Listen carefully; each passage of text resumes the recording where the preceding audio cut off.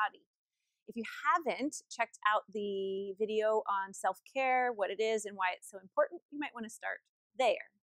This video helps to differentiate self-care versus self-love. For a long time, I thought they were, oh yeah, they're the same thing. But that is not the case. My self-care journey started when I quit drinking alcohol. When I let go of that unhealthy coping mechanism, I didn't have all these tools in my toolbox to make me feel good without the alcohol. So I had to really crank up my self-care practice.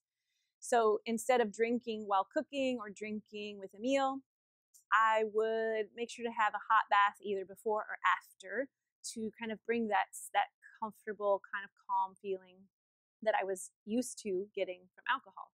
Instead of going to happy hour, I would then go to yoga class, right? An after work yoga class is the same idea as happy hour, just without the alcohol. Instead of drinking to relax or to shake off some anxiety, I now have a little mini dance party to get in my body, shake off any nerves, and just feel a little more like myself. So it was along this self-care journey that I started to understand the difference between self-care and self-love. When I was choosing to use alcohol as my main coping mechanism, and I'll tell you, I also used food and Netflix and shopping. Like when I chose to use those things, I realized I wasn't showing myself much love. I was then kind of stuck. My self-love was not practiced. It was not cared for. And so it started to kind of die off and dwindle.